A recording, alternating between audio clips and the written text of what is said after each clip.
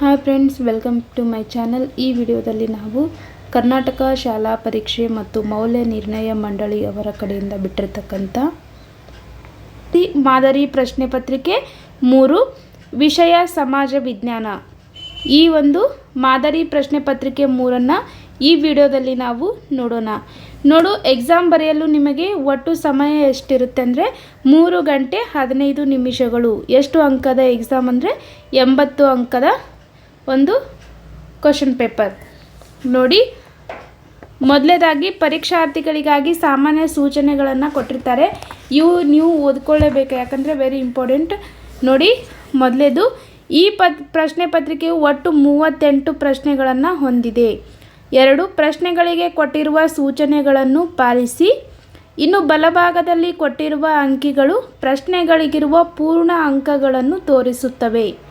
ಇನ್ನು ಪ್ರಶ್ನೆ ಪತ್ರಿಕೆಯನ್ನು ಓದಿಕೊಳ್ಳಲು 15 ನಿಮಿಷಗಳ ಕಾಲಾವಕಾಶವು ಸೇರಿದಂತೆ ಉತ್ತರಿಸಲು ನಿಗದಿಪಡಿಸಲಾದ ಸಮಯವನ್ನು ಪ್ರಶ್ನೆ ಪತ್ರಿಕೆಯ ಮೇಲ್ಭಾಗದಲ್ಲಿ ನೀಡಲಾಗಿದೆ. ನೋಡಿ, 3 ಗಂಟೆ 15 ನಿಮಿಷಗಳ ಕಾಲಾವಕಾಶ ನಿಮಗೆ ಇರುತ್ತದೆ. ನೋಡಿ, ಹಾಗಿದ್ರೆ ಪ್ರಶ್ನೆಗಳನ್ನು ನೋಡೋಣ. ಮೊದಲನೇದಾಗಿ, ಈ ಕೆಳಗಿನ ಪ್ರತಿಯೊಂದು ಪ್ರಶ್ನೆಗೂ ಅಪೂರ್ಣ ಹೇಳಿಕೆಗೆ 4 ಆಯ್ಕೆಗಳನ್ನು ನೀಡಲಾಗಿದೆ. ಅವುಗಳಲ್ಲಿ ಒಂದು ಮಾತ್ರ ಸರಿಯಾಗಿದೆ ಅಥವಾ ಹೆಚ್ಚು ಸೂಕ್ತವಾಗಿದೆ. ಸರಿಯಾದ ಉತ್ತರವನ್ನು ಆರಿಸಿ ಪೂರ್ಣ ಉತ್ತರವನ್ನು ಅದರ ಕ್ರಮಾಕ್ಷರದೊಂದಿಗೆ ಬರೆಯಿರಿ. ನೋಡಿ, ಒಟ್ಟು 8 ಪ್ರಶ್ನೆಗಳಿರುತ್ತವೆ. ಪ್ರತಿ ಪ್ರಶ್ನೆಗೂ 1 ಅಂಕ. 8 ಪ್ರಶ್ನೆಗಳಿಗೆ ನೀವು ಸರಿಯಾಗಿ ಉತ್ತರವನ್ನು ಕೊಟ್ಟರೆ ನಿಮಗೆ 8 ಅಂಕಗಳು ಬರುತ್ತವೆ. ಫಸ್ಟ್ ಒನ್, ಬ್ರಿಟಿಷ್ ಆಡಳಿತಾವಧಿಯಲ್ಲಿ ಸೂಪರಿಂಟೆಂಡೆಂಟ್ ಆಫ್ ಪೊಲೀಸ್ ಅಂದರೆ SP ಹುದ್ದೆಯನ್ನು ಸೃಷ್ಟಿಸಿದವನು. ಸರಿಯಾದ ಉತ್ತರ option B, lord corn Wallis. ಇನ್ನು ಎರಡನೇ ಪ್ರಶ್ನೆ, ಕದನ ಸೌಹಾರ್ದತೆಯ ಮೈತ್ರಿಕೂಟವನ್ನು ರಚಿಸಿಕೊಂಡ ದೇಶಗಳು. ಉತ್ತರ ಆಪ್ಷನ್ ಬಿ, ಬ್ರಿಟನ್, ಫ್ರಾನ್ಸ್ ಮತ್ತು ರಷ್ಯಾ. ನೋಡಿ, ಮಾದರಿ ಪ್ರಶ್ನೆ ಪತ್ರಿಕೆಗಳು ವೆರಿ ಇಂಪಾರ್ಟೆಂಟ್. ಯಾಕಂದರೆ ನೀವು ಗೌರ್ಮೆಂಟ್ ಬಿಡ್ತಕ್ಕಂಥ ಈ 4 ಮಾದರಿ ಪ್ರಶ್ನೆ ಪತ್ರಿಕೆಗಳನ್ನು ನೀವು ಪರ್ಫೆಕ್ಟ್ ಮಾಡಿಕೊಂಡ್ರೆ ನಿಮಗೆ ಆ್ಯನ್ಯುವಲ್ ಎಕ್ಸಾಮಲ್ಲಿ ತುಂಬ ಈಸಿಯಾಗಿ ನೀವು ಅಂಕಗಳನ್ನು ಗಳಿಸ್ಬೋದು. ಇನ್ನು ಮೂರನೇ ಪ್ರಶ್ನೆ, ದಕ್ಷಿಣ ಏಷ್ಯಾ ಪ್ರಾದೇಶಿಕ ಸಹಕಾರ ಸಂಘದ ಮುಖ್ಯ ಕಚೇರಿ ಇರುವುದು. ಆಪ್ಷನ್ ಸಿ, ಕಠ್ಮಂಡುವಿನಲ್ಲಿ. ಇನ್ನು 4ನೇ ಪ್ರಶ್ನೆ, ಅಸ್ಪೃಶ್ಯತೆ ಹಿಂದೂ ಸಮಾಜಕ್ಕೆ ಅಂಟಿದ ಕಳಂಕ ಎಂದು ಹೇಳಿದವರು. ಉತ್ತರ ಆಪ್ಷನ್ ಸಿ, ಮಹಾತ್ಮ ಗಾಂಧೀಜಿ. ಇನ್ನು 5ನೇ ಪ್ರಶ್ನೆ, ಮಾಸಿನ್ ರಾವ್ ಅಧಿಕ ಮಳೆ ಪಡೆಯುವ ಪ್ರದೇಶಗಳ ಗುಂಪಿಗೆ ಸೇರಿದೆ ಏಕೆಂದರೆ.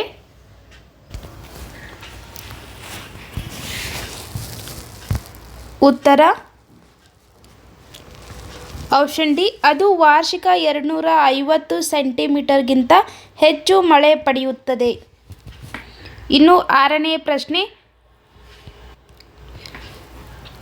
ಚಂದ್ರನ ದಕ್ಷಿಣ ಧ್ರುವದ ಬಳಿ ತನ್ನ ಬಾಹ್ಯಾಕಾಶ ನೌಕೆಯನ್ನು ಇಳಿಸಿದ ಮೊದಲ ದೇಶ. Option D, Bharat. ನೆಕ್ಸ್ಟ್ ನೋಡಿ, 7ನೇ ಪ್ರಶ್ನೆ, ಸಾಮಾನ್ಯವಾಗಿ ಅಭಿವೃದ್ಧಿಶೀಲ ದೇಶಗಳು ಮಂಡಿಸುವ ಆಯವ್ಯಯ. ಉತ್ತರ ಆಪ್ಷನ್ ಸಿ, ಕೊರತೆಯ ಆಯವ್ಯಯ.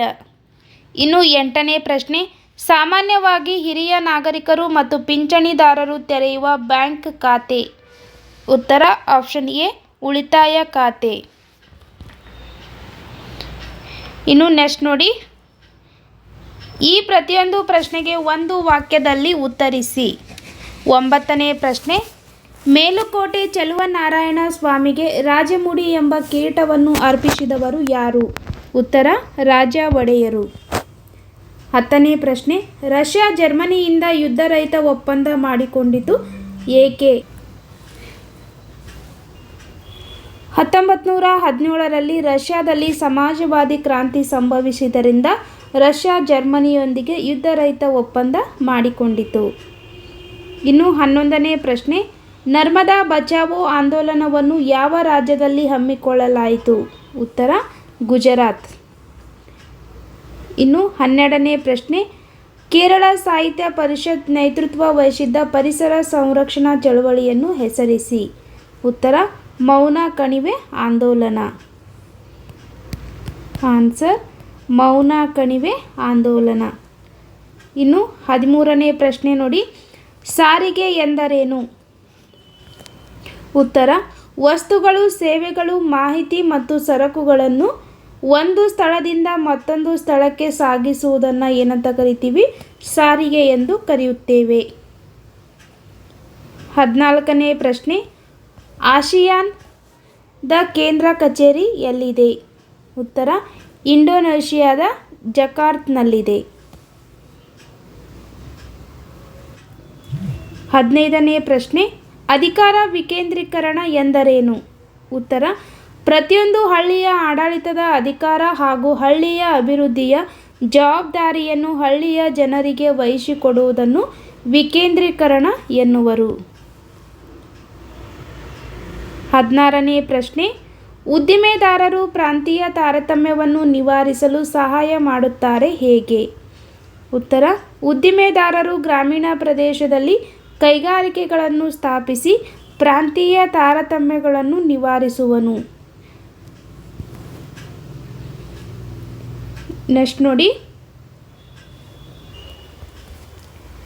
ಈ ಪ್ರತಿಯೊಂದು ಪ್ರಶ್ನೆಗೂ 2 ರಿಂದ 4 ವಾಕ್ಯಗಳಲ್ಲಿ ಅಥವಾ ಅಂಶಗಳಲ್ಲಿ ಉತ್ತರಿಸಿ. 17ನೇ ಪ್ರಶ್ನೆ ನೋಡಿ, ಈ ಪ್ರಶ್ನೆಗಳು ಪ್ರತಿ ಪ್ರಶ್ನೆ 2 ಅಂಕದ ಪ್ರಶ್ನೆಗಳಾಗಿರುತ್ತೆ. ಒಟ್ಟು 8 ಪ್ರಶ್ನೆಗಳು, ಪ್ರತಿ ಪ್ರಶ್ನೆಗೆ 2 ಅಂಕ. ಒಟ್ಟು ಇಷ್ಟು ಪ್ರಶ್ನೆಗೆ ಸರಿಯಾಗಿ ಉತ್ತರವನ್ನು ಬರೆದರೆ 16 ಅಂಕಗಳು ನಿಮಗೆ ಬರುತ್ತವೆ. ನೋಡಿ 17ನೇ ಪ್ರಶ್ನೆ, ಪ್ರತ್ಯಕ್ಷ ನೇಮಕಾತಿ ಮತ್ತು ಪರೋಕ್ಷ ನೇಮಕಾತಿಗಳ ನಡುವಿನ ವ್ಯತ್ಯಾಸಗಳಾವವು? ಅಥವಾ ವಿಶ್ವಸಂಸ್ಥೆಯ ಆರ್ಥಿಕ ಮತ್ತು ಸಾಮಾಜಿಕ ಸಮಿತಿಯ ಕಾರ್ಯಗಳಾವವು? ನೋಡಿ 2 ಪ್ರಶ್ನೆಗಳನ್ನ ಕೊಟ್ಟಿದ್ದಾರೆ. ನಿಮಗೆ ಯಾವುದಾದ್ರೂ ಒಂದು ಪ್ರಶ್ನೆನ ನೀವು ಉತ್ತರ ಬರೀಬೇಕು. ಇಲ್ಲಿ ನಾನು 2 ಪ್ರಶ್ನೆಗಳಿಗೂ ಉತ್ತರವನ್ನು ಕೊಟ್ಟಿರ್ತೀನಿ. ನೋಡಿ, ಇಲ್ಲಿ ಮೊದಲನೇದಾಗಿ ಪ್ರತ್ಯಕ್ಷ ನೇಮಕಾತಿ ಮತ್ತು ಪರೋಕ್ಷ ನೇಮಕಾತಿಗಳ ನಡುವಿನ ವ್ಯತ್ಯಾಸಗಳನ್ನು ತಿಳಿಯೋಣ. ನೋಡಿ, ಪ್ರತ್ಯಕ್ಷ ನೇಮಕಾತಿ ನೇರ ನೇಮಕಾತಿ ಎಂದು ಕರೆಯುತ್ತಾರೆ. ಪ್ರತ್ಯಕ್ಷ ನೇಮಕಾತಿಯನ್ನು ನೇರ ನೇಮಕಾತಿ ಅಂತಲೂ ಕರೆಯುತ್ತಾರೆ. ಇನ್ನು ಅರ್ಹ ಅಭ್ಯರ್ಥಿಗಳನ್ನು ಸ್ಪರ್ಧಾತ್ಮಕ ಪರೀಕ್ಷೆಗಳ ಮೂಲಕ ಆಯ್ಕೆ ಮಾಡುವುದೇ ನೇರ ನೇಮಕಾತಿ. ಇನ್ನು ಅಭ್ಯರ್ಥಿಗಳು ಕೆಲವು ಅರ್ಹತೆಗಳನ್ನು ಹೊಂದಿರಬೇಕು. ಇನ್ನು ಪರೋಕ್ಷ ನೇಮಕಾತಿಯಲ್ಲಿ ಆಂತರಿಕ ನೇಮಕಾತಿ ಎಂದು ಕರೆಯುವರು. ಈಗಾಗಲೇ ಹುದ್ದೆಯಲ್ಲಿ ಇರುವವರನ್ನು ವಿದ್ಯಾರ್ಹತೆ ಮತ್ತು ಸೇವಾ ಹಿರಿತನದ ಮೇಲೆ ಮೇಲಿನ ಹುದ್ದೆಗಳಿಗೆ ನೇಮಕ ಮಾಡುವುದೇ ಪರೋಕ್ಷ ನೇಮಕಾತಿ. ಇನ್ನು ಪದೋನ್ನತಿ ಮತ್ತು ಬಡ್ತಿಯ ವಿಧಾನವಾಗಿದೆ. ಇನ್ನು 2ನೇ ಕ್ವಶನ್ ನೋಡಿ, ವಿಶ್ವಸಂಸ್ಥೆಯ ಆರ್ಥಿಕ ಮತ್ತು ಸಾಮಾಜಿಕ ಸಮಿತಿಯ ಕಾರ್ಯಗಳಾವವು? ಉತ್ತರ ಅಂತಾರಾಷ್ಟ್ರೀಯ ಆರ್ಥಿಕ, ಸಾಮಾಜಿಕ, ಸಾಂಸ್ಕೃತಿಕ, ಶೈಕ್ಷಣಿಕ, ಆರೋಗ್ಯ ವಿಷಯಗಳ ಅಧ್ಯಯನ ಹಾಗೂ ವರದಿ. ಇನ್ನು ನಿರಾಶ್ರಿತರು, ಮಹಿಳೆಯರ ಸ್ಥಾನಮಾನ, ವಸತಿ ಸಮಸ್ಯೆ ಮುಂತಾದ ವಿಚಾರಗಳು ಸಮಿತಿಯ ಕಾರ್ಯವ್ಯಾಪ್ತಿಯಲ್ಲಿವೆ. ಇನ್ನು ಮಾನವ ಹಕ್ಕುಗಳು ಹಾಗೂ ಮೂಲಭೂತ ಸ್ವಾತಂತ್ರ್ಯಗಳ ಬಗ್ಗೆ ಶಿಫಾರಸು, ಮಾನವ ಸಂಪನ್ಮೂಲ, ಸಂಸ್ಕೃತಿ, ಶಿಕ್ಷಣ ಮುಂತಾದ ವಿಷಯಗಳ ಬಗ್ಗೆ ಅಂತಾರಾಷ್ಟ್ರೀಯ ಸಮ್ಮೇಳನಗಳ ಸಂಘಟನೆ. ಅಂತಾರಾಷ್ಟ್ರೀಯ ಕಾರ್ಮಿಕ ಸಂಘ ILO ಅಥವಾ ಆಹಾರ ಮತ್ತು ಕೃಷಿ ಸಂಸ್ಥೆ, FAO ವಿಶ್ವ ಆರೋಗ್ಯ ಸಂಸ್ಥೆ, WHO ಮುಂತಾದವುಗಳ ಕಾರ್ಯಗಳ ಸಮನ್ವಯ. ಇದು ವಿಶ್ವಸಂಸ್ಥೆ ಆರ್ಥಿಕ ಮತ್ತು ಸಾಮಾಜಿಕ ಸಮಿತಿಯ ಕಾರ್ಯಗಳು. ನೆಕ್ಸ್ಟ್ ನೋಡಿ 18ನೇ ಪ್ರಶ್ನೆ, ಬಾಲಕಾರ್ಮಿಕತೆಯನ್ನು ತಡೆಯುವುದು ಅಗತ್ಯವಾಗಿದೆ ಏಕೆ? ಅಥವಾ ನಿರುದ್ಯೋಗವು ಒಂದು ಗಂಭೀರ ಸಾಮಾಜಿಕ ಸಮಸ್ಯೆಯಾಗಿದೆ ಏಕೆ? ನೋಡಿ, ಮೊದಲನೇದಾಗಿ ಬಾಲಕಾರ್ಮಿಕತೆಯನ್ನು ತಡೆಯುವ ಅಗತ್ಯ. ಉತ್ತರ ಮಕ್ಕಳ ಮೇಲೆ ದೈಹಿಕ ಮಾನಸಿಕ ಹಿಂಸೆ, ಪೌಷ್ಟಿಕ ಆಹಾರದ ಕೊರತೆ, ಅನಾರೋಗ್ಯ ಉಂಟಾಗುತ್ತದೆ, ಬಾಲ್ಯವನ್ನು ಕಸಿದುಕೊಳ್ಳುತ್ತದೆ, ಆರ್ಥಿಕ ಸಾಮಾಜಿಕ ಶೋಷಣೆ, ಶಿಕ್ಷಣದಿಂದ ವಂಚಿತರಾಗುತ್ತಾರೆ. ಆದ್ದರಿಂದ ಬಾಲಕಾರ್ಮಿಕತೆಯನ್ನು ತಡೆಯುವುದು ಅಗತ್ಯವಾಗಿದೆ. ಇನ್ನು ನಿರುದ್ಯೋಗ ಒಂದು ಗಂಭೀರ ಸಾಮಾಜಿಕ ಸಮಸ್ಯೆಯಾಗಿದೆ ಏಕೆ? ಉತ್ತರ ಬಡತನ, ಅನಾರೋಗ್ಯ, ಭ್ರಷ್ಟಾಚಾರ, ಕೌಟುಂಬಿಕ ವಿಘಟನೆ, ಮೋಸ, ವಂಚನೆ, ಕಳ್ಳತನ, ವ್ಯಭಿಚಾರ. ನೆಕ್ಸ್ಟ್ ನೋಡಿ 19ನೇ ಪ್ರಶ್ನೆ, ಮೂರನೆಯ ಆಂಗ್ಲೋ ಮರಾಠ ಯುದ್ಧದ ಪರಿಣಾಮಗಳಾವುವು? ಉತ್ತರ: ಬ್ರಿಟಿಷರು ಪೇಶ್ವೆ ಪದವಿಯನ್ನು ರದ್ದುಗೊಳಿಸಿದರು. ಬಾಜಿರಾಯನಿಗೆ ವಿಶ್ರಾಂತಿ ವೇತನ ನೀಡಿದರು. ಇನ್ನು ಶಿವಾಜಿಯ ವಂಶಸ್ಥ ಪ್ರತಾಪ ಸಿಂಹನನ್ನು ಸತಾರಾದಲ್ಲಿ ಪ್ರತಿಷ್ಠಾಪಿಸಿದರು. ಈ ಮೂಲಕ ಮರಾಠರ ಪ್ರತಿರೋಧವನ್ನು ನಿಗ್ರಹಿಸಿದರು. ನೆಕ್ಸ್ಟ್ ನೋಡಿ 20ನೇ ಪ್ರಶ್ನೆ. ಪಾಂಡಿಚೇರಿಯನ್ನು ಫ್ರೆಂಚರಿಂದ ಹೇಗೆ ಮುಕ್ತಗೊಳಿಸಲಾಯಿತು?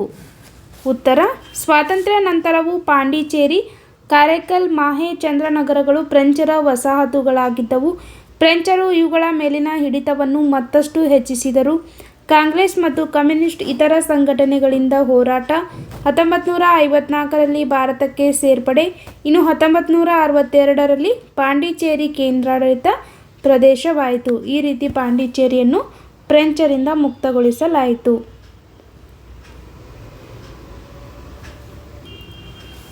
21ನೇ ಪ್ರಶ್ನೆ. ಭಾರತದಲ್ಲಿ ವಿವಿಧ ಪ್ರಕಾರದ ನೀರಾವರಿ ಪದ್ಧತಿಗಳು ಬಳಕೆಯಲ್ಲಿವೆ ಏಕೆ? ಉತ್ತರ: ಭಾರತದಲ್ಲಿ ನೀರಾವರಿಯ ಅವಶ್ಯಕತೆ, ನೀರಿನ ಲಭ್ಯತೆ ಪ್ರದೇಶದಿಂದ ಪ್ರದೇಶಕ್ಕೆ ವ್ಯತ್ಯಾಸವಾಗಿದೆ. ನೀರಿನ ಲಭ್ಯತೆ ಕಾಲದಿಂದ ಕಾಲಕ್ಕೆ ವ್ಯತ್ಯಾಸವಾಗಿದೆ. ಅಸಮಾನ ಮಳೆಯ ಹಂಚಿಕೆ, ಮಳೆಯು ಅನಿಶ್ಚಿತ ಹಾಗೂ ನಿಯತಕಾಲಿಕವಾಗಿದೆ. ಕಡಿಮೆ ಮಳೆ ಬೀಳುವ ಪ್ರದೇಶಗಳಲ್ಲಿ ಮತ್ತು ವ್ಯವಸಾಯವು ಅತ್ಯಂತ ಪ್ರಧಾನವಾಗಿರುವ ಕಡೆ ನೀರಾವರಿ ಅವಶ್ಯಕವಾಗಿದೆ. ನೆಕ್ಸ್ಟ್ ನೋಡಿ 22ನೇ ಪ್ರಶ್ನೆ. ಹತ್ತಿ ಬೆಳೆ ಬೇಸಾಯಕ್ಕೆ ಅಗತ್ಯವಾದ ಭೌಗೋಳಿಕ ಅಂಶಗಳಾವುವು? ಉತ್ತರ: 20°-25 ಸೆಂಟಿಮೀಟರ್ ಉಷ್ಣಾಂಶ, 75ರಿಂದ 150 ಸೆಂಟಿಮೀಟರ್ಗಿಂತ ಹೆಚ್ಚು ಮಳೆ, ಕಪ್ಪು ಮಣ್ಣು ಮತ್ತು ಮೆಕ್ಕಲು ಮಣ್ಣು ಸೂಕ್ತ. 23ನೇ ಪ್ರಶ್ನೆ. ನೀತಿ ಆಯೋಗದ ಧ್ಯೇಯೋದ್ದೇಶಗಳನ್ನು ವಿವರಿಸಿ. ಉತ್ತರ: ಭಾರತ ಸರ್ಕಾರ ಅತ್ಯುನ್ನತ ಸಾರ್ವಜನಿಕ ನೀತಿ ಚಿಂತಕರ ಚಾವಡಿಯಾಗಿ ಕಾರ್ಯನಿರ್ವಹಿಸುವುದು. ಇನ್ನು ಆರ್ಥಿಕ ಅಭಿವೃದ್ಧಿಯನ್ನು ವೇಗಗೊಳಿಸುವ ಕಾರ್ಯದ ನೋಡಲ್ ಏಜೆನ್ಸಿಯಾಗಿ ಕಾರ್ಯನಿರ್ವಹಿಸುವುದು. ಕೆಳಮಟ್ಟದಿಂದ ಸಂಪನ್ಮೂಲಗಳನ್ನು ಬಳಸಿಕೊಂಡು ಆರ್ಥಿಕ ನೀತಿ ನಿರೂಪಣೆಯಲ್ಲಿ ಭಾರತದ ರಾಜ್ಯ ಸರ್ಕಾರಗಳ ಒಳಗೊಳ್ಳುವಿಕೆಯ ಮೂಲಕ ಸಹಕಾರಿ ಒಕ್ಕೂಟವನ್ನು ಉತ್ತೇಜಿಸುವುದು. ನೆಕ್ಸ್ಟ್ ನೋಡಿ 24ನೇ ಪ್ರಶ್ನೆ. ಗ್ರಾಹಕರ ಶೋಷಣೆಗೆ ಕಾರಣಗಳೇನು? ಉತ್ತರ: ಗ್ರಾಹಕ ಮತ್ತು ಪೂರೈಕೆದಾರರ ನಡುವಿನ ಅಂತರ ಹೆಚ್ಚಾಗಿ ಇವರಿಬ್ಬರ ನಡುವೆ ನೇರ ವ್ಯವಹಾರ ಇಲ್ಲವಾಯಿತು. ಇನ್ನು ಉತ್ಪಾದಕರು ಮತ್ತು ಗ್ರಾಹಕರು ಕೂಡಿ ನಿರ್ಧರಿಸಬೇಕಾದ ಬೆಲೆಯನ್ನು ಮಧ್ಯವರ್ತಿಗಳೇ ನಿರ್ಧರಿಸತೊಡಗಿದರು. ಇದರಿಂದ ಗ್ರಾಹಕರಿಗೆ ಕಷ್ಟ, ನಷ್ಟ ಮತ್ತು ಸಮಸ್ಯೆಗಳಾದವು.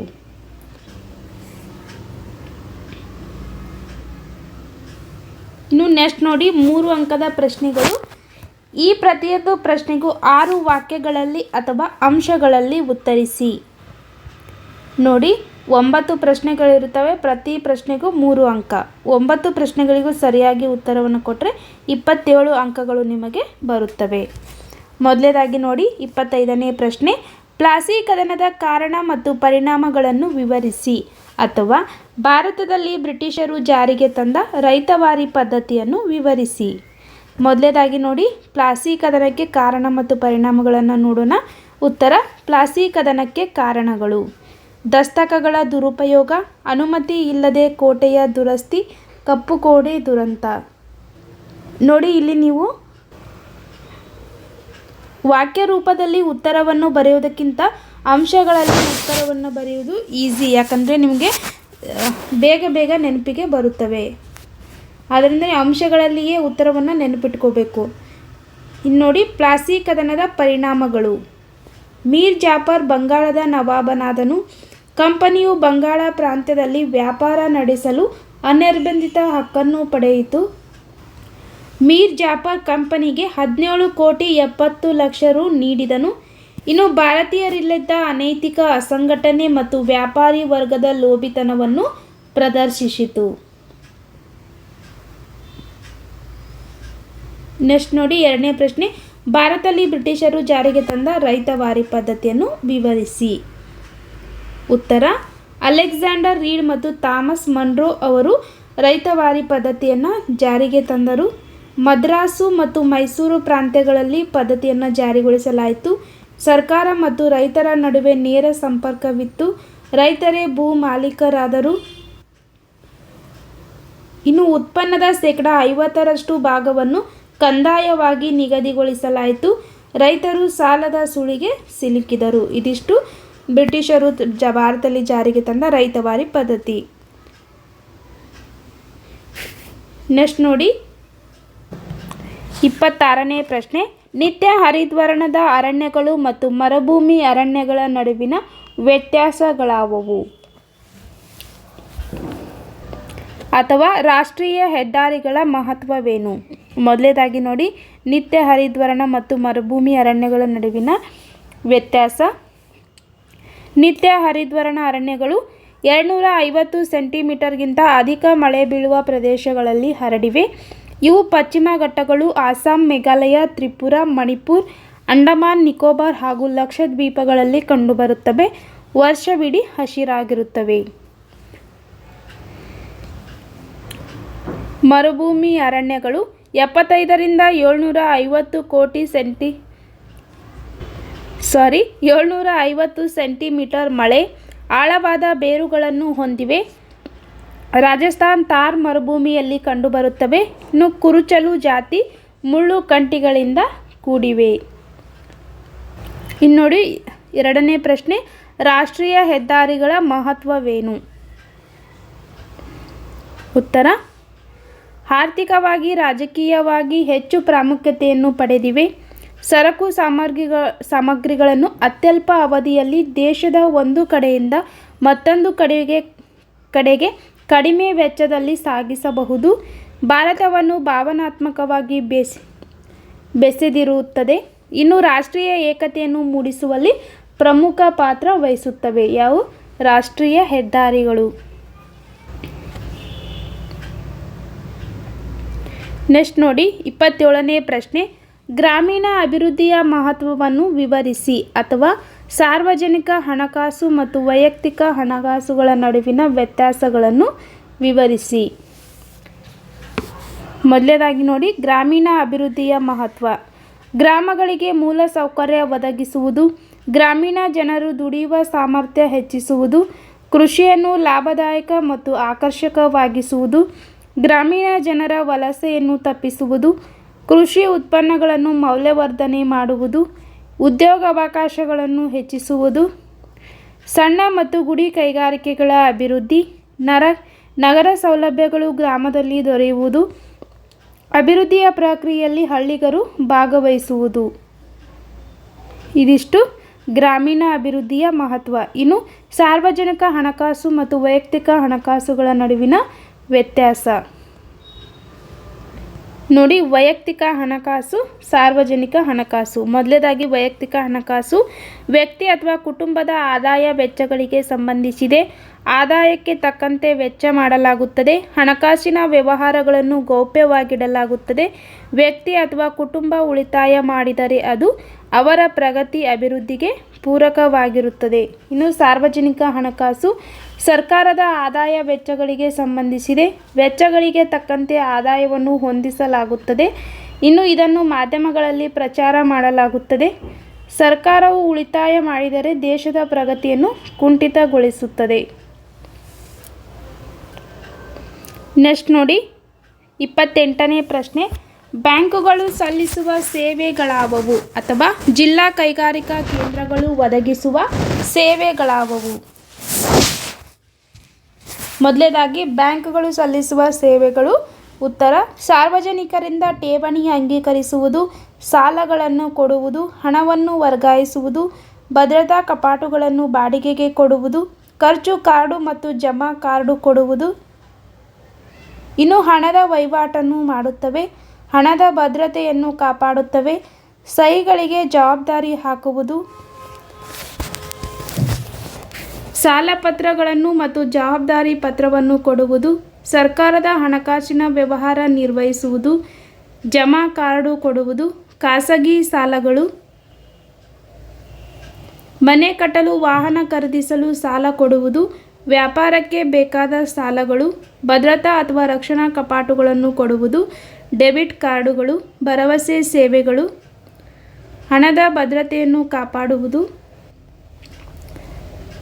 ಇನ್ನು ಹಣ ವಸೂಲಿ ಮಾಡಲು ಸಹಾಯ, ಹಣದ ಪಾವತಿಗಳನ್ನು ಮಾಡಲು ಸಹಾಯ ಮಾಡುತ್ತದೆ, ಸಾಲ ಪಡೆಯಲು ಸಾಧ್ಯವಾಗುತ್ತದೆ, ವ್ಯವಹಾರಗಳನ್ನು ಸುಗಮವಾಗಿ ನಡೆಸಲು ಸಾಧ್ಯವಾಗುತ್ತದೆ, ಭದ್ರತಾ ಕಪಾಟುಗಳನ್ನು ಪಡೆಯಬಹುದು. ಇನ್ನು ಜಿಲ್ಲಾ ಕೈಗಾರಿಕಾ ಕೇಂದ್ರಗಳು ಒದಗಿಸುವ ಸೇವೆಗಳು. ಉತ್ತರ: ಹೊಸದಾಗಿ ಕೈಗಾರಿಕಾ ಪ್ರದೇಶಗಳ ರಚನೆ, ವಿಶೇಷ ಯೋಜನಾ ವರದಿ ಅಂಗೀಕರಿಸುವುದು, ಉದ್ದಿಮೆ ಅಭಿವೃದ್ಧಿ ಕಾರ್ಯಕ್ರಮದೆಡೆಗೆ ತರಬೇತಿ, ಕಚ್ಚಾ ಪದಾರ್ಥಗಳ ಹಂಚಿಕೆ, ಸ್ವಯಂ ಉದ್ಯೋಗದಡಿಯಲ್ಲಿ ಹಣಕಾಸಿನ ನೆರವು, ವಸ್ತು ಪ್ರದರ್ಶನ, ವ್ಯಾಪಾರಿ ಜಾತ್ರೆಗಳಲ್ಲಿ ಮಾರುಕಟ್ಟೆ ವ್ಯವಸ್ಥೆ, ಸಣ್ಣ ಕೈಗಾರಿಕೆಗಳ ನೋಂದಣಿ ವ್ಯವಸ್ಥೆ, ಉದ್ದಿಮೆಯನ್ನು ಆಧುನೀಕರಿಸುವಲ್ಲಿ ಸಹಾಯ, ವಸ್ತುಗಳನ್ನು ರಫ್ತು ಮಾಡಲು ಸಹಾಯ. ನೆಕ್ಸ್ಟ್ ನೋಡಿ 29ನೇ ಪ್ರಶ್ನೆ. ಪೆರಿಯಾರ್ ಚಳವಳಿಯ ಕುರಿತು ಬರೆಯಿರಿ. ಉತ್ತರ: ಇದೊಂದು ಬ್ರಾಹ್ಮಣೇತರ ಚಳವಳಿಯಾಗಿದೆ.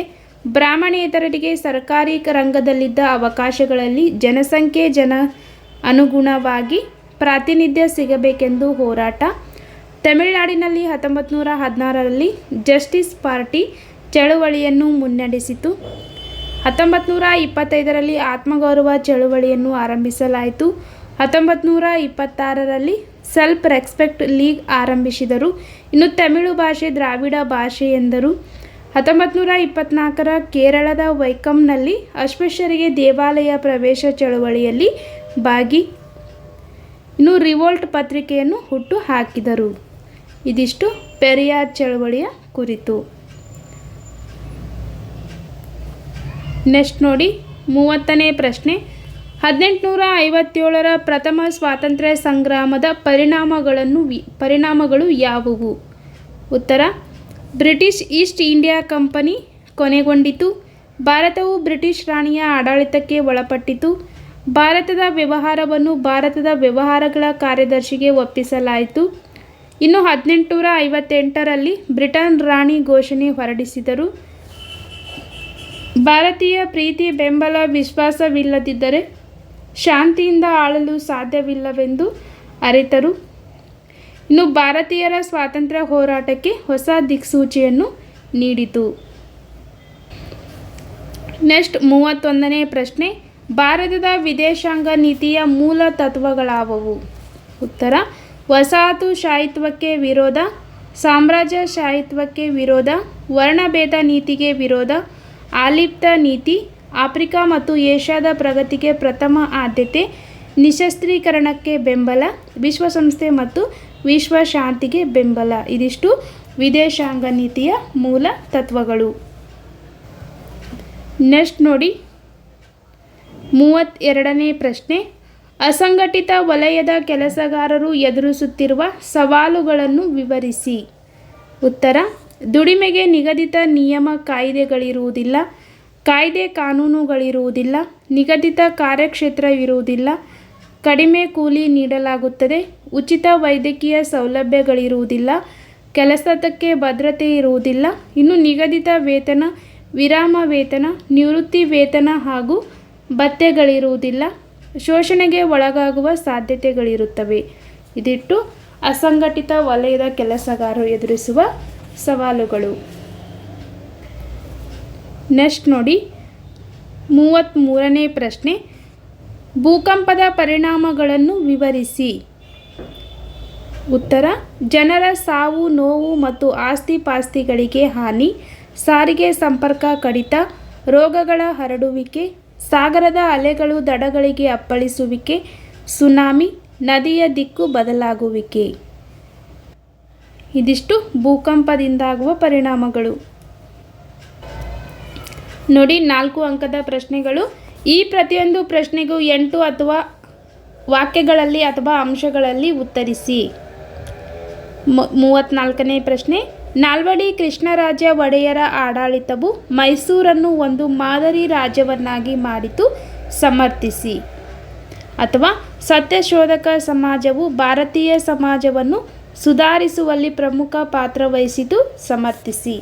ನೋಡಿ, ಮೊದಲೇ ಪ್ರಶ್ನೆ, ನಾಲ್ವಡಿ ಕೃಷ್ಣರಾಜ ಒಡೆಯರ ಕಾಲಾಡಳಿತವು ಮೈಸೂರನ್ನು ಒಂದು ಮಾದರಿ ರಾಜ್ಯವನ್ನಾಗಿ ಮಾಡಿತು. ಹೇಗೆ ಎಂದರೆ, ಉತ್ತರ, ಪ್ರಾಥಮಿಕ ಶಾಲೆಗಳಲ್ಲಿ ಶಿಕ್ಷಣ ಶುಲ್ಕ ರದ್ದು, ಹೆಣ್ಣು ಮಕ್ಕಳ ವಿದ್ಯಾಭ್ಯಾಸದ ಏಳಿಗೆಗೆ ನೆರವು, ಮೈಸೂರು ವಿಶ್ವವಿದ್ಯಾಲಯ ಸ್ಥಾಪನೆ, ವಿದೇಶದಲ್ಲಿ ವಿದ್ಯಾಭ್ಯಾಸಕ್ಕೆ ಹೋಗುವವರಿಗೆ ವಿದ್ಯಾರ್ಥಿ ವೇತನ, ಬೆಂಗಳೂರಿನಲ್ಲಿ ಭಾರತೀಯ ವಿಜ್ಞಾನ ಸಂಸ್ಥೆಗಳ ಸ್ಥಾಪನೆ, ಕಾವೇರಿ ನದಿಗೆ ಅಣೆಕಟ್ಟು ನಿರ್ಮಾಣ, ಹೊಸ ರೈಲು ಮಾರ್ಗಗಳ ನಿರ್ಮಾಣ, ಸಣ್ಣ ಮತ್ತು ದೊಡ್ಡ ಪ್ರಮಾಣದ ಕೈಗಾರಿಕೆಗಳ ಸ್ಥಾಪನೆ, ಇನ್ನು ನ್ಯಾಯ ವಿಧಾಯಕ ಸಭೆಯ ರಚನೆ. ಅಥವಾ ಸತ್ಯಶೋಧಕ ಸಮಾಜವು ಭಾರತೀಯ ಸಮಾಜವನ್ನು ಸುಧಾರಿಸುವಲ್ಲಿ ಪ್ರಮುಖ ಪಾತ್ರ ವಹಿಸಿತು. ಸಮರ್ಥಿಸಿ. ಉತ್ತರ, ಪಾನ ನಿಷೇಧವನ್ನು ಒತ್ತಾಯಿಸಿತು. ಸ್ತ್ರೀ ಪುರುಷರ ಅಸಮಾನತೆ, ಮಾನವ ಹಕ್ಕುಗಳ ನಿರಾಕರಣೆ, ಶೋಷಣೆಗಳನ್ನು ವಿರೋಧಿಸಿತು. ಅಸ್ಪೃಶ್ಯತಾ ಆಚರಣೆಯನ್ನು ವಿರೋಧಿಸಿತು. ಸಾಮಾಜಿಕ ನ್ಯಾಯಕ್ಕಾಗಿ ಚಳುವಳಿಯನ್ನು ನಡೆಸಿತು. ವಿದ್ಯಾರ್ಥಿನಿಯರ ಶಿಕ್ಷಣಕ್ಕಾಗಿ ಶಾಲೆ ತೆರೆದರು. ಇನ್ನು ಗುಲಾಮಗಿರಿಯನ್ನು ಖಂಡಿಸಿತು. ಉಚಿತ ಮತ್ತು ಕಡ್ಡಾಯ ಶಿಕ್ಷಣವನ್ನು ಪ್ರತಿಪಾದಿಸಿತು. ರೈತ ಪರವಾದ ಹೋರಾಟಗಳನ್ನು ನಡೆಸಿತು. ನೆಕ್ಸ್ಟ್ ನೋಡಿ, 35ನೇ ಪ್ರಶ್ನೆ, ಮಣ್ಣಿನ ಸವೆತವನ್ನು ನಾವು ಹೇಗೆ ತಡೆಗಟ್ಟಬಹುದು? ಉತ್ತರ, ಇಳಿಜಾರಿಗೆ ಅಡ್ಡಲಾಗಿ ಉಳುಮೆಯನ್ನು ಮಾಡುವುದು, ಅಡ್ಡ ಬದುಗಳನ್ನು ನಿರ್ಮಿಸುವುದು, ಹಂತ ಹಂತವಾಗಿ ವ್ಯವಸಾಯ ಕ್ಷೇತ್ರಗಳ ನಿರ್ಮಾಣ, ಅರಣ್ಯ ನಾಶವನ್ನು ತಡೆಗಟ್ಟುವುದು, ಅರಣ್ಯಗಳ ಬೆಳವಣಿಗೆಯನ್ನು ಪ್ರೋತ್ಸಾಹಿಸುವುದು, ಅತಿಯಾಗಿ ಮೇಯಿಸುವುದನ್ನು ನಿಯಂತ್ರಿಸುವುದು, ನೀರಿನ ಯೋಜಿತ ಬಳಕೆ, ಚೆಕ್ ಡ್ಯಾಮ್ಗಳ ನಿರ್ಮಾಣ. ನೋಡಿ, ಅಥವಾ 2ನೇ ಪ್ರಶ್ನೆ, ಭಾರತದಲ್ಲಿ ಕೈಗಾರಿಕೆಗಳು ಕೆಲವೇ ಪ್ರದೇಶಗಳಲ್ಲಿ ಸ್ಥಾಪಿತಗೊಂಡಿವೆ, ಏಕೆ? ಇದರಲ್ಲಿ ಯಾವುದಾದ್ರೂ ಒಂದು ಪ್ರಶ್ನೆಗೆ ನೀವು ಉತ್ತರವನ್ನು ಬರಿಬೋದು. ಉತ್ತರ, ಕಚ್ಚಾ ವಸ್ತುಗಳು, ಶಕ್ತಿ ಸಂಪನ್ಮೂಲಗಳು, ಮಾರುಕಟ್ಟೆ, ಸಂಚಾರ ಸೌಲಭ್ಯ, ಕಾರ್ಮಿಕರ ಪೂರೈಕೆ, ಬಂದರುಗಳ ಸೌಲಭ್ಯ, ಕಡಿಮೆ ದರದ ಭೂಮಿ ದೊರೆಯುವಿಕೆ, ತಾಂತ್ರಿಕತೆ, ಸರ್ಕಾರದ ನೀತಿ ನಿಯಮಗಳು.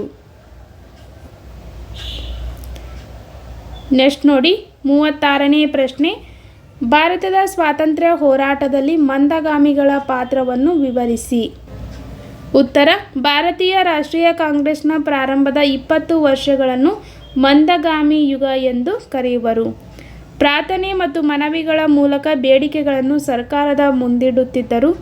ದಾದಾಬಾಯಿ ನವರೋಜಿ, MG ರಾನಡೆ, ಗೋಪಾಲಕೃಷ್ಣ ಗೋಖಲೆ, ಸುರೇಂದ್ರನಾಥ್ ಬ್ಯಾನರ್ಜಿ ಪ್ರಮುಖರು. ಇನ್ನು ಬ್ರಿಟಿಷ್ ಆಳ್ವಿಕೆ ಮತ್ತು ನ್ಯಾಯಪರತೆಯಲ್ಲಿ ನಂಬಿಕೆ ಇಟ್ಟಿದ್ದರು. ಜನರಿಗೆ ರಾಜಕೀಯ ಶಿಕ್ಷಣ ನೀಡುವ ಪ್ರಯತ್ನ ಮಾಡಿದರು. ಇನ್ನು ಸೈನಿಕ ವೆಚ್ಚ ಕಡಿತ, ಕೈಗಾರಿಕೆಗಳ ಅಭಿವೃದ್ಧಿ, ಉತ್ತಮ ಶಿಕ್ಷಣ ಕೊಡುವುದು ಪ್ರಮುಖ ಬೇಡಿಕೆಗಳಾಗಿದ್ದವು. ಇನ್ನು ಬ್ರಿಟಿಷ್ ಆಳ್ವಿಕೆಯಿಂದಾಗಿ ದುಷ್ಪರಿಣಾಮಗಳನ್ನು ಅವಲೋಕಿಸಲು ಪ್ರಯತ್ನಿಸಿದರು. ನೆಕ್ಸ್ಟ್ ನೋಡಿ, 37ನೇ ಪ್ರಶ್ನೆ,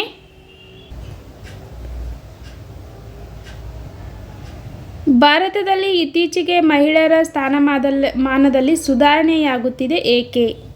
ಉತ್ತರ, ರಾಷ್ಟ್ರೀಯ ಸಾಕ್ಷರತಾ ಮಿಷನ್ 1988, ಸರ್ವ ಶಿಕ್ಷಣ ಅಭಿಯಾನ 2021, ಶಿಕ್ಷಣ ಹಕ್ಕು ಕಾಯ್ದೆ 2009, ಸಾಕ್ಷರ ಭಾರತ ಕಾರ್ಯಕ್ರಮ 2009, ಮಕ್ಕಳಿಗೆ ಉಚಿತ ಹಾಗೂ ಕಡ್ಡಾಯ ಶಿಕ್ಷಣ ಮೂಲಭೂತ ಹಕ್ಕು 21ನೇ ವಿಧಿ, ಮಕ್ಕಳಿಗೆ ಉಚಿತ ಹಾಗೂ ಕಡ್ಡಾಯ ಶಿಕ್ಷಣ ಮೂಲಭೂತ ಹಕ್ಕು 21A ವಿಧಿ, ಸಮಗ್ರ ಶಿಕ್ಷಾ ಕಾರ್ಯಕ್ರಮ 2018, ನವಭಾರತ ಸಾಕ್ಷರತಾ ಕಾರ್ಯಕ್ರಮ. ಇವೆಲ್ಲದರಿಂದಾಗಿ ಭಾರತ ಇತ್ತೀಚೆಗೆ ಮಹಿಳೆಯರ ಸ್ಥಾನಮಾನ ಸುಧಾರಣೆಯಾಗುತ್ತಿದೆ. ಸಾರಿ ಫ್ರೆಂಡ್ಸ್, ಆಗಲೇ ಹೇಳಿರುವ ಉತ್ತರ ತಪ್ಪಾಗಿದೆ. ಇದು ಸರಿಯಾಗಿದೆ ನೋಡಿ. ಭಾರತದಲ್ಲಿ ಇತ್ತೀಚೆಗೆ ಮಹಿಳೆಯರ ಸ್ಥಾನಮಾನಗಳಲ್ಲಿ ಸುಧಾರಣೆಯಾಗುತ್ತಿದೆ, ಏಕೆಪ್ಪ ಅಂದರೆ ಉತ್ತರ, ಮಹಿಳಾ ಮತ್ತು ಮಕ್ಕಳ ಅಭಿವೃದ್ಧಿ ಸಚಿವಾಲಯ ಪ್ರಾರಂಭ, ಕೇಂದ್ರ ಹಾಗೂ ರಾಜ್ಯ ಸರ್ಕಾರಿ ಉದ್ಯೋಗಗಳ ನೇಮಕಾತಿಯಲ್ಲಿ ಮೀಸಲಾತಿ, ರಾಷ್ಟ್ರೀಯ ಹಾಗೂ ರಾಜ್ಯ ಮಹಿಳಾ ಆಯೋಗದ ಸ್ಥಾಪನೆ, ಮಹಿಳಾ ಅಭಿವೃದ್ಧಿ ನಿಗಮಗಳ ಸ್ಥಾಪನೆ, ಸಖಿ ಒನ್ ಸ್ಟಾಪ್ ಸೆಂಟರ್ಗಳ ಸ್ಥಾಪನೆ, ಕೌಟುಂಬಿಕ ದೌರ್ಜನ್ಯದಿಂದ ಮಹಿಳೆಯರ ರಕ್ಷಣೆಯ ಕಾಯ್ದೆಯ ಜಾರಿ 2005, ದುಡಿಯುವ ಸ್ಥಳದಲ್ಲಿ ಮಹಿಳೆಯರಿಗೆ ಲೈಂಗಿಕ ಕಿರುಕುಳ ನಿಷೇಧ ಕಾಯ್ದೆ ಜಾರಿ 2013. ಕರ್ನಾಟಕ ಸ್ಥಳೀಯ ಸಂಸ್ಥೆಗಳಲ್ಲಿ ಮಹಿಳೆಯರಿಗೆ 50% ಸ್ಥಾನಗಳ ಮೀಸಲು. ಇನ್ನು ಮಹಿಳಾ ಸಹಾಯವಾಣಿ 1091 ಸೌಲಭ್ಯ, 1091 ಸೌಲಭ್ಯ. ಲೋಕಸಭೆ ಮತ್ತು ವಿಧಾನಸಭೆಗಳಲ್ಲಿ ಮಹಿಳೆಯರಿಗೆ 33% ಮೀಸಲಾತಿ. ನಾರಿ ಶಕ್ತಿ ವಂದನಾ ಅಧಿನಿಯಮದ ಅಂಗೀಕಾರ. ಇದು ಸರಿಯಾದ ಉತ್ತರ. ಇನ್ನು ನೆಕ್ಸ್ಟ್ ನೋಡಿ,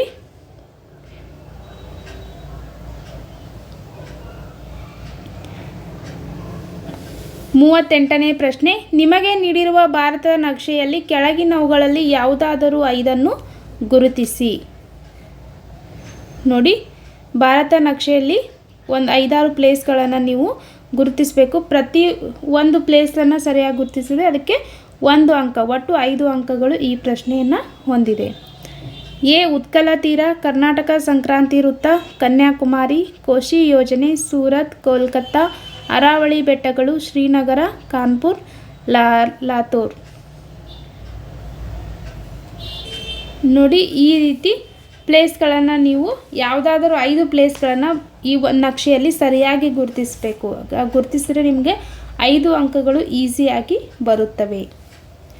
ಇಲ್ಲಿಗೆ ಕರ್ನಾಟಕ ಮೌಲ್ಯ ನಿರ್ಣಯ ಮಂಡಳಿಯವರು ಬಿಟ್ಟಿರ್ತಕ್ಕಂಥ ಮಾದರಿ ಪ್ರಶ್ನೆ ಪತ್ರಿಕೆ 3 ಸಮಾಜ ವಿಜ್ಞಾನ ಮುಗಿತು. ಇನ್ನು ಮುಂದಿನ ಎಲ್ಲ ಒಂದು ವಿಷಯದ ಮಾದರಿ ಪ್ರಶ್ನೆ ಪತ್ರಿಕೆಗಳಿಗಾಗಿ ನಮ್ಮ ಚಾನಲನ್ನು ಸಬ್ಸ್ಕ್ರೈಬ್ ಮಾಡಿ. ನಿಮಗೆ ಯಾವುದಾದರೂ ವಿಡಿಯೋ ಬೇಕಾದರೆ ಕಮೆಂಟ್ ಬಾಕ್ಸಲ್ಲಿ ಕಮೆಂಟ್ ಮಾಡಿ ಅಂತ ಹೇಳ್ತಾ, ವಿಡಿಯೋ ನೋಡಿದ್ದಕ್ಕಾಗಿ ಧನ್ಯವಾದಗಳು. ಇಷ್ಟ ಆದರೆ ಲೈಕ್ ಮಾಡಿ. Thank you.